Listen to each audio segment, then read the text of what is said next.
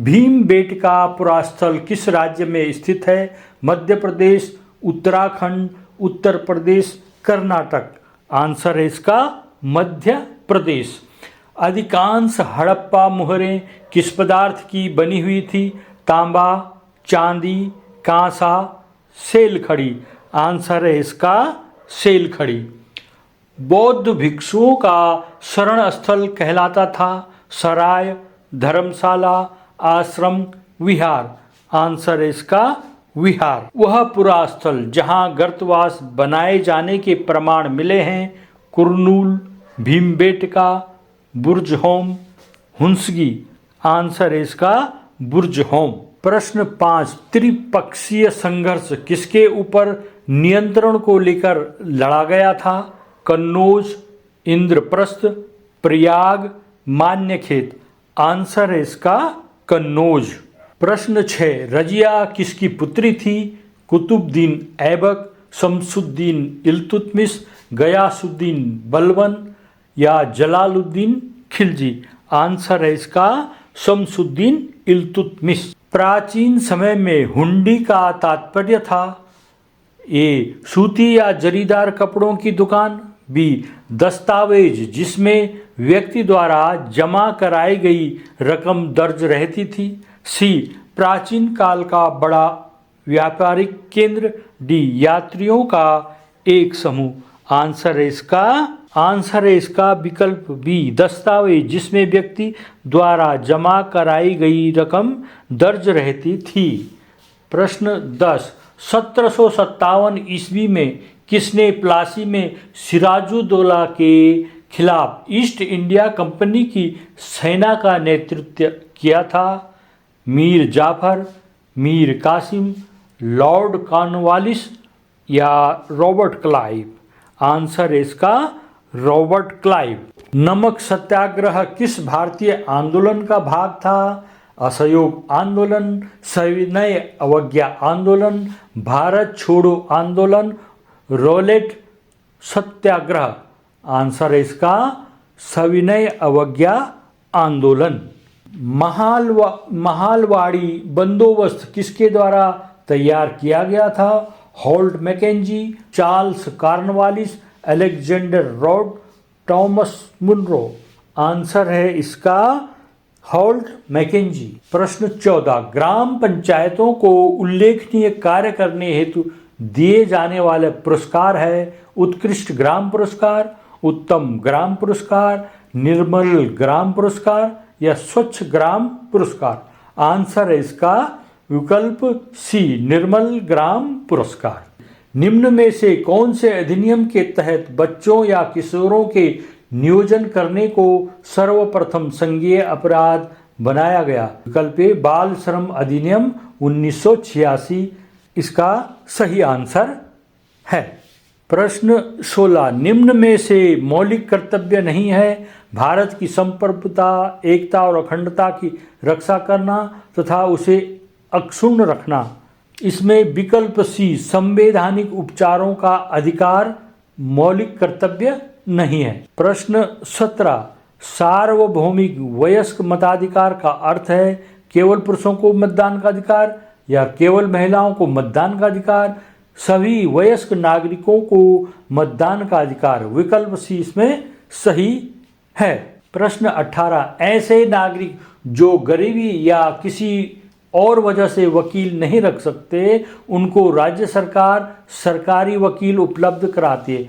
किस अनुच्छेद के तहत?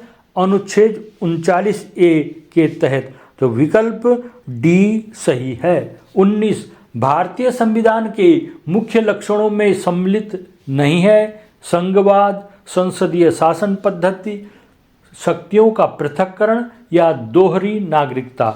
आंसर है इसका दोहरी नागरिकता। प्रश्न 20, निम्नलिखित कथनों में कौन सा कथन सही है? ए, संवैधानिक उपचारों का अधिकार अनुच्छेद 32 में है। विधि के समक्ष समानता अनुच्छेद 14 में है। उपाधियों का अंत अनुच्छेद 15 में है। स्वतंत्रता का अधिकार अनुच्छेद 19 में है। इसमें सही है। संवैधानिक उपचारों का अधिकार अनुच्छेद 32 में है और विधि के समक्ष समानता अनुच्छेद 14 में है। तो विकल्प ए सही है, जिसमें ए और बी को सही दिखाया गया है। उत्तराखंड का राज्य खेल है hockey, football, cricket, kabaddi. Answer है इसका फुटबॉल। वह गैर सरकारी संस्था जो सार्वजनिक शौचालयों का निर्माण और संचालन पूरे देश में करती है। आंसर इसका सुलभ इंटरनेशनल। त्रिस्तरीय पंचायत राज व्यवस्था, प्रथम स्तर ग्राम पंचायत, तृतीय स्तर जिला पंचायत है। इसमें द्वितीय स्तर होगा जिला पंचायत, क्षेत्र पंचायत, नगर पंचायत या ग्राम पंचायत। आंसर इसका क्षेत्र पंचायत। उत्तराखंड में सबसे अधिक जनसंख्या वाली जनजाति है बोक्सा, जौनसारी, भोटिया या थारू। आंसर इसका थारू। कौन सी पर्वत श्रृंखला एशिया एवं यूरोप महाद्वीप को अलग करती है? Andes, Himalaya, Ural, Alps. Answer इसका यूराल। पाक जल संधि किन दो देशों के बीच स्थित है? श्रीलंका तथा मालदीव, भारत तथा श्रीलंका, भारत तथा मालदीव, भारत तथा बांग्लादेश। आंसर इसका भारत तथा श्रीलंका। जब ग्रीनविच 0 डिग्री देशांतर पर दोपहर के 12 बजे हैं, उस समय 82.5 डिग्री पूर्वी देशांतर पर समय होगा। 12 बजे दोपहर, 3:30 बजे सायं, 5 बजे सायं या 5:30 PM। आंसर है इसका 5:30 सायंकाल का। निम्न में से भूमंडलीय तापन की विशेषता नहीं है। तापमान में वृद्धि होती है, ठंडे प्रदेशों की बर्फ पिघलती है, जलवायु में परिवर्तन होता है, पेड़ पौधों और पशुओं पर कोई प्रभाव नहीं पड़ता। इसका आंसर है विकल्प डी, पेड़ पौधों और पशुओं पर कोई प्रभाव नहीं पड़ता है। नींबू वंश के फल मुख्य रूप से पैदा किए जाते हैं ध्रुवीय प्रदेशों में, भूमध्य सागरीय प्रदेशों में, मानसूनी प्रदेशों में, मरुस्थलीय प्रदेशों में। आंसर इसका भूमध्य सागरीय प्रदेशों में। निम्नलिखित में से कौन सा प्राकृतिक रेशा है? Nylon, jute, acrylic, rayon. Answer इसका जूट। स्टेपी घास स्थल पाए जाते हैं मध्य एशिया, ऑस्ट्रेलिया, दक्षिणी अफ्रीका या दक्षिण अमेरिका। आंसर इसका मध्य एशिया। निम्नलिखित में से कौन सा एक नवीकरणीय संसाधन है? जल, कोयला, पेट्रोलियम, प्राकृतिक गैस।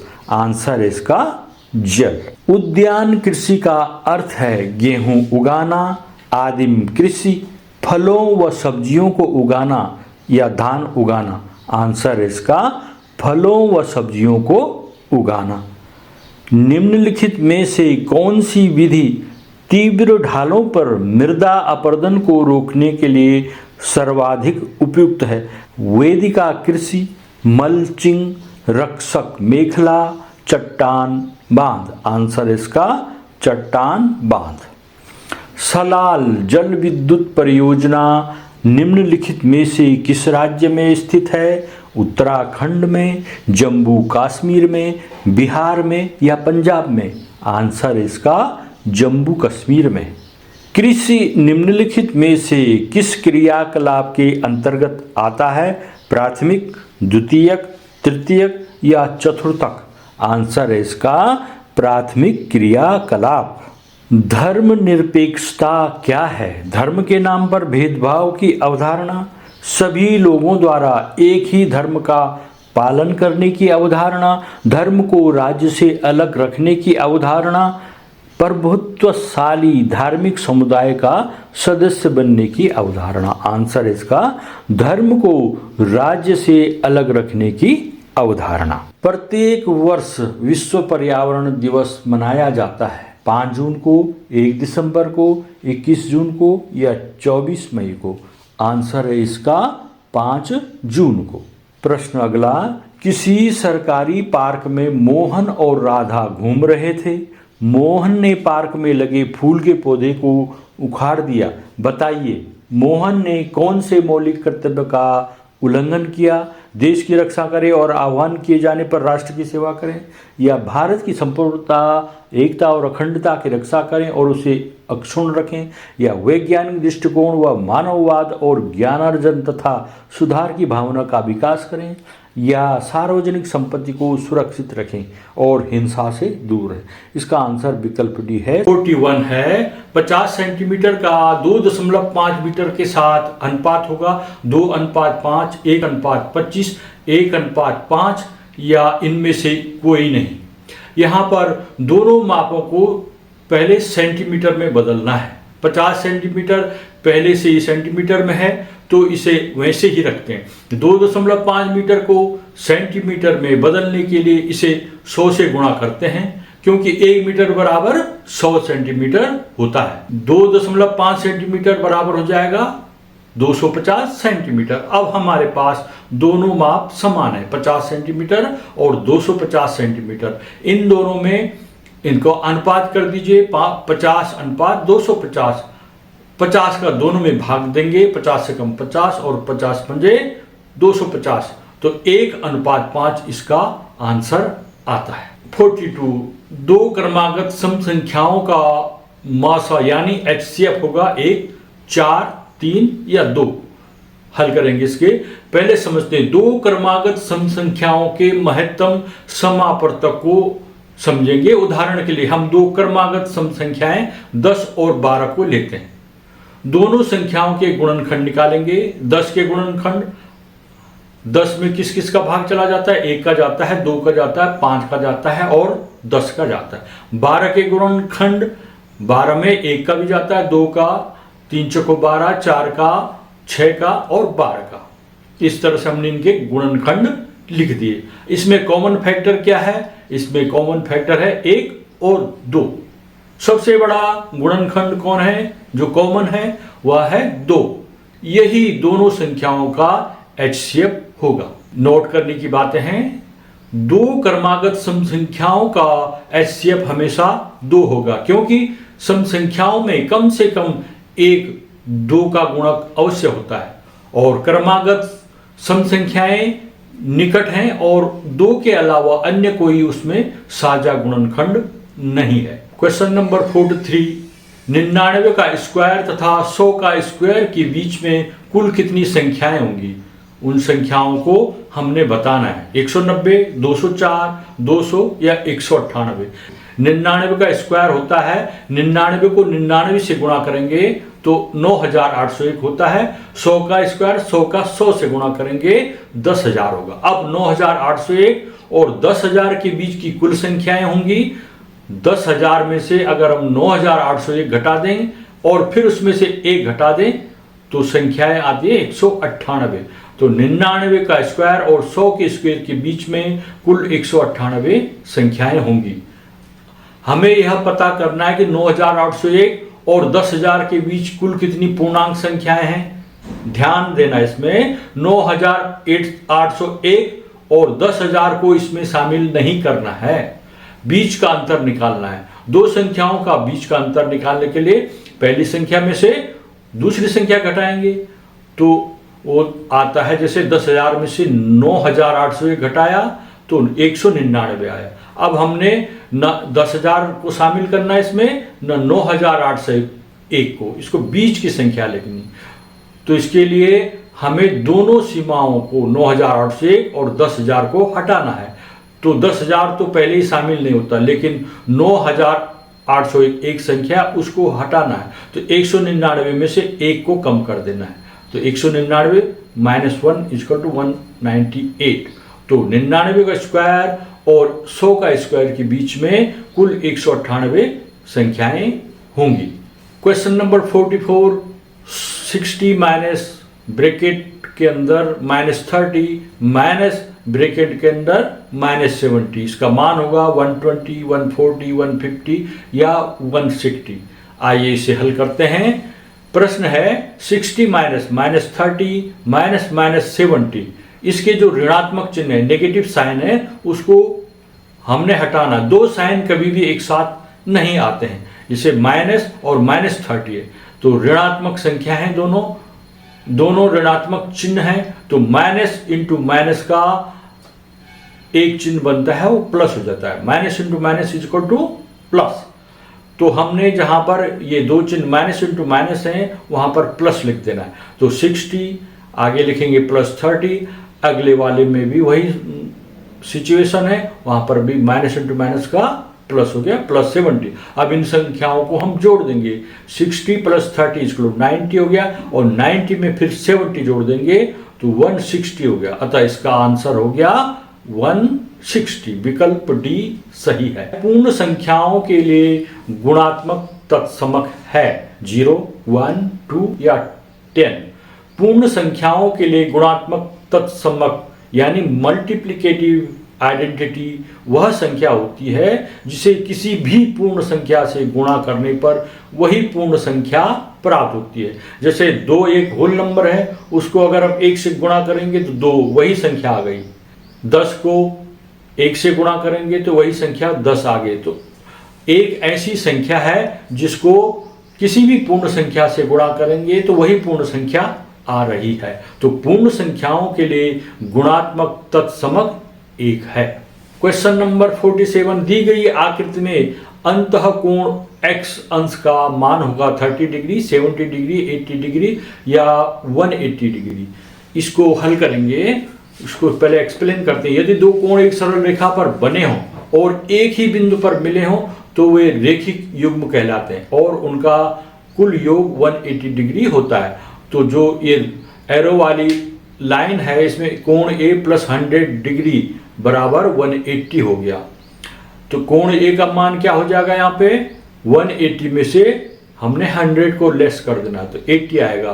तो 100 के इधर 80 डिग्री यहाँ पर आ जाएगा।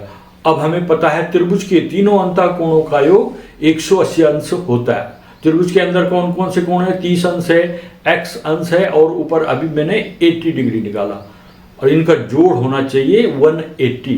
तो जोड़िए 80 + 30 110 हो गया, उसमें x डिग्री जोड़ेंगे बराबर 180 डिग्री। तो x बराबर क्या हो जाएगा? 180 डिग्री में से 110 डिग्री घटा देंगे तो आ जाएगा 70 डिग्री। तो इस कोण का मान होगा 70 अंश। व्यंजक 12x² - 15xy² + 7y² में y² के गुणांक हैं 12x² - 15x या 7 या -15x या 7, 12, 15 या 7 या 7 या 22। गुणांक का मतलब क्या होता है? जो किसी संख्या के आगे लिखे गुणा किए हुए होते हैं। जैसे यहाँ पर y² के गुणांक देखने हमने, तो जहां पर y² है, ये रेड से दिखा रखा मैंने, y² 2 जगहों में है और y² के साथ जो पूरा गुणा कर रखा है उसको चिन्ह सहित लिख देना है। तो y² का गुणांक पहले में -15x हो गया और तीसरे पद में क्या हो गया? y² का गुणांक हो गया 7। इस तरह से इसके आंसर आ गया -15x और 7। प्रश्न 51 है, यदि 2x/3 - 5 = 3 हो तो x का मान होगा 12, 15, 20 या 25। इसको हल करते हैं। दिया गया समीकरण है 2x/3 - 5 = 3। इसमें पहले हमने जो ये -5 है इसको दूसरी तरफ ले जाना है। तो 2x/3 ये -5 दूसरी तरफ जाके +5 हो जाएगा। पक्षांतर करने पर चिन्ह बदल जाते हैं। 3 + 5 = 8 हो जाएगा, ये प्लस हो गया। 2x/3 = 8 हो गया। अब दोनों तरफ 3 से गुणा करेंगे। 2x/3 को 3 से गुणा करेंगे और 8 को भी 3 से गुणा करेंगे, तो 3 से 3 कट जाएगा। 2x बराबर हो जाएगा 3 8 24, 2x बराबर 24 आ जाएगा। अंत में दोनों तरफ 2 से विभाजित करना है। हमें क्या करना होता है? x के साथ किसी को नहीं रखना है, उसको बिल्कुल स्वतंत्र अकेला रखना है। तो तब x का मान प्राप्त हो जाता है। तो यहाँ पर x के साथ 2 है, इसको भी हटाना है। इसको हटाने के लिए हमें दोनों पक्षों में 2 से भाग देना पड़ेगा, इसलिए 2 से 2 कट जाएगा और 24 में 2 का भाग देंगे तो 12 आ जाएगा। अतः x का मान 12 होगा। विकल्प ए सही है। प्रश्न 52, एक समद्विबाहु समकोण त्रिभुज ABC में कोण B बराबर 90 डिग्री है तो कोण C का मान होगा 30 डिग्री, 45 डिग्री, 60 डिग्री या 55 डिग्री। एक समद्विबाहु समकोण त्रिभुज में 2 भुजाएं बराबर होते हैं और एक कोण 90 अंश का होता है। समद्विबाहु उसकी 2 भुजाएं बराबर भी हैं और जो कोण एक है वो 90 अंश का है। इसको समद्विबाहु समकोण त्रिभुज कहते हैं। त्रिभुज में तीनों अंतः कोणों का योग 180 अंश होता है, एक कोण 90 अंश का है और त्रिभुज के 2 कोण होंगे, शेष 2 कोण वो भी आपस में बराबर हैं, क्योंकि ये समद्विबाहु त्रिभुज है।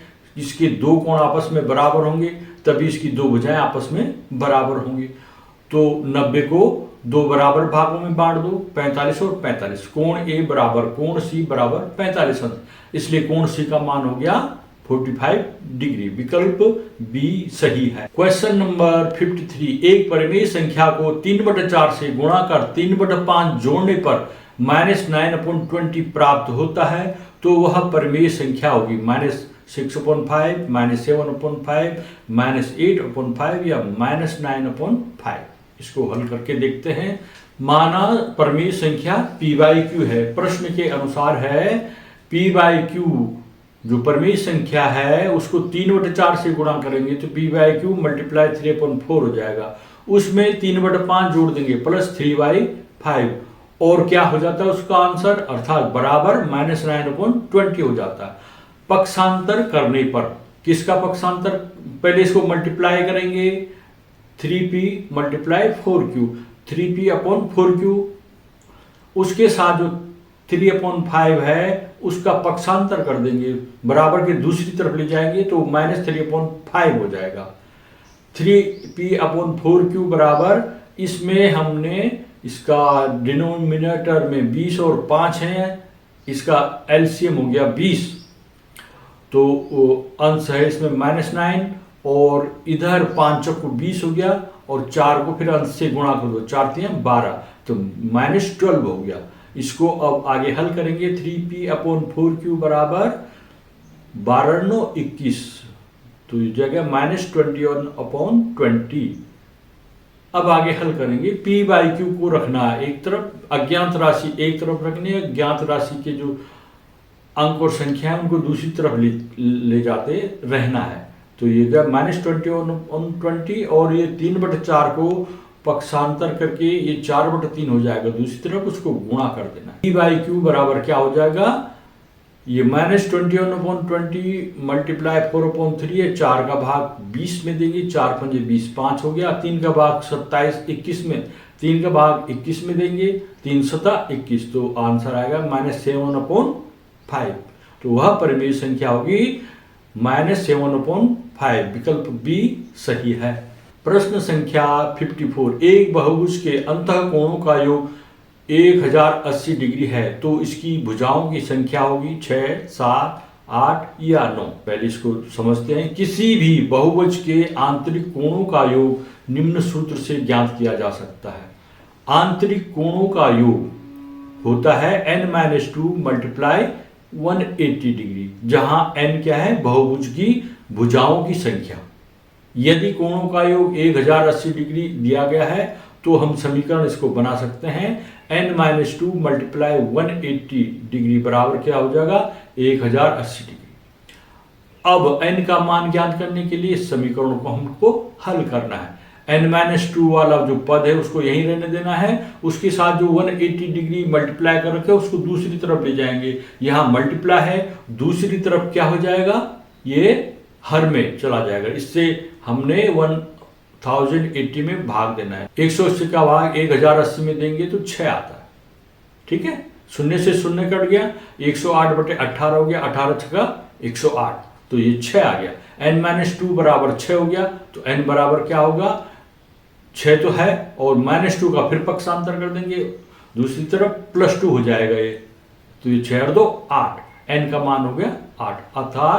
अर्थात बहुभुज की भुजाओं की संख्या होगी 8। विकल्प सी सही है। इस तरह से इसको हल करते जाना आपने।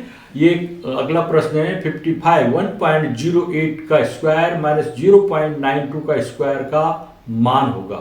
ये 4 विकल्प दिए, इनमें से कौन सही है? इसको हल करेंगे।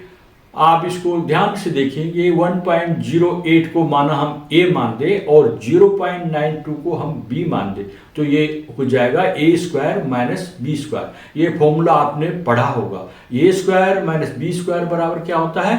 एक बार प्लस में लिख दो a प्लस बी और एक बार माइनस में लिख दो a माइनस बी, इसका फॉर्मूला होता है। अर्थात जहां पर a है उसकी जगह 108 एक 1.08 लिख दो, b की जगह 0.92 लिख दो। अब मान रखो 1.08 प्लस 0.92, दूसरे ब्रैकेट में 1.08 माइनस 0.92। अब प्लस वाले को जोड़ो तो इसको जोड़ेंगे तो ये 2 आ जाता है और उधर 1.08 में से 0.92 को घटाएंगे तो 0.16 आ जाता है। अब इन दोनों को मल्टीप्लाई करो। 16 का मल्टीप्लाई 2 से करें 16 2 ना 32। अब इसमें दशमलव बिंदु का ध्यान रखना है। दशमलव बिंदु के बाद कितने अंक हैं? 1 2 अंक हैं। जीरो को ध्यान देने की जरूरत नहीं है। तो 2 अंक के बाद दशमलव लगा देना है। 32 में 2 एक अंक हो गया, 3 दूसरा अंक हो गया, तब जीरो तब दशमलव बिंदु लगा दो तो ये हो जाएगा 0.32।